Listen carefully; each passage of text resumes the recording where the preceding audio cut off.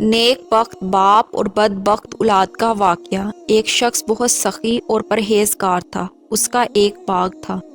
بسم اللہ الرحمن الرحیم۔ السلام علیکم۔ سخاوت کے بارے میں ایک حدیث شریف یوں ہے: میں نے رسول اللہ صلی اللہ علیہ وآلہ وسلم سے کچھ مانگا، آپ صلی اللہ علیہ وآلہ وسلم نے عطا فرمایا۔ میں نے پھر مانگا اور آپ صلی اللہ علیہ وآلہ وسلم نے پھر عطا فرمایا۔ میں نے پھر مانگا، آپ صلی اللہ علیہ وآلہ وسلم نے پھر عطا فرمایا۔ اس کے بعد آپ صلی اللہ علیہ وسلم نے ارشاد فرمایا: اے حکیم، یہ دولت بڑی سرسبز اور بہت ہی شیریں ہے، لیکن جو شخص اسے اپنے دل کو سخی رکھ کر لے تو اس کی دولت میں برکت ہوتی ہے، اور جو لالچ کے ساتھ لیتا ہے تو اس کی دولت میں کچھ بھی برکت نہیں ہوگی۔ اس کا حال اس شخص جیسا ہوگا جو کھاتا ہے لیکن آسودہ نہیں ہوتا۔ یاد رکھو، اوپر کا ہاتھ نیچے کے ہاتھ سے بہتر ہے۔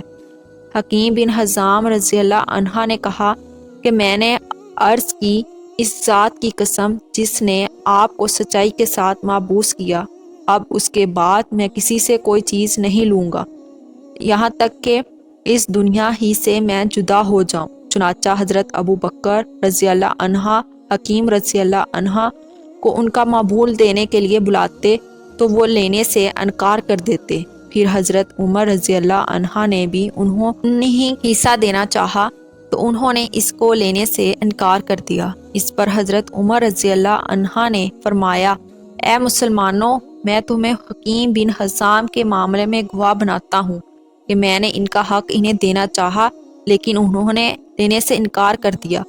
غرض حکیم بن حزام رضی اللہ عنہ رسول اللہ صلی اللہ علیہ وآلہ وسلم کے بعد اسی طرح کسی سے بھی کوئی چیز لینے سے ہمیشہ انکار ہی کرتے رہے، یہاں تک کہ وفات پا گئے۔ حضرت عمر رضی اللہ عنہ نے مال فے یعنی ملکی آمدنی سے ان کا حصہ ان کو دینا چاہا، مگر انہوں نے وہ بھی نہیں لیا۔ ابن کثیر میں ہے، ایک شخص بڑا نیک اور پرہیزگار بھی تھا، اس کا باغ تھا، وہ اللہ تعالیٰ کے حق کو ہمیشہ ادا کرتا تھا۔ اس باغ کی پیداوار میں سے اپنے بال بچوں اور باغ کے خرچ کو نکال کر باقی پیداوار کو اللہ تعالیٰ کے راستے میں خرچ کر ڈالتا تھا، اس لیے اللہ تعالیٰ نے اس کے مال میں بڑی برکت دے رکھی تھی۔ اس کے انتقال کے بعد جب اس باغ کی وارث اس کی اولاد ہوئی تو باپ کے اس خرچ کا حساب کیا تو بہت ٹھہرا۔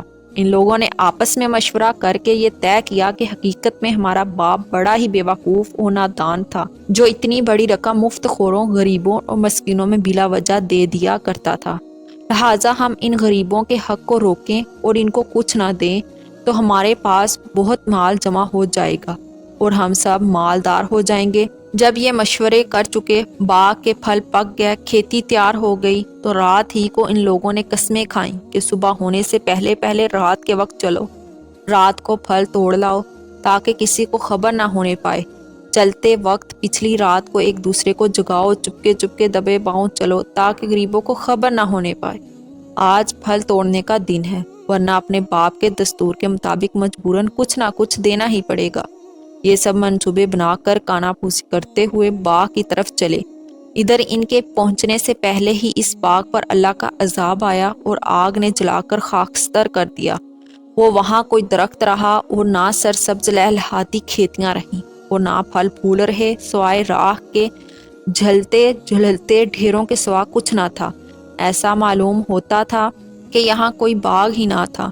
جب یہ لوگ وہاں پہنچے اور یہ ماجرا دیکھا تو ہکے بکے ہو کر رہ گئے، حیران و پریشان ہوئے، پھر آپس میں کہنے لگے کہ ہم رستہ بھول گئے ہیں۔ پھر نشانات وغیرہ دیکھ کر سمجھ گئے کہ کہنے لگے کہ ہماری بدنیتی اور بخیلی کی سبب یہ برباد کن اور برے نتائج نکلے ہیں۔ اپنی غلطی کا اعتراف کرتے ہیں اور ایک دوسرے کو ملامت کرتے رہ گئے، سوائے افسوس کہ ان کے پاس کچھ نہ رہا۔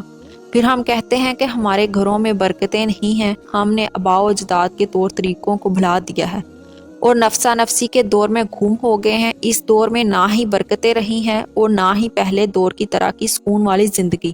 اللہ تعالی ہم سب کے حال پر رحم فرمائے، آمین۔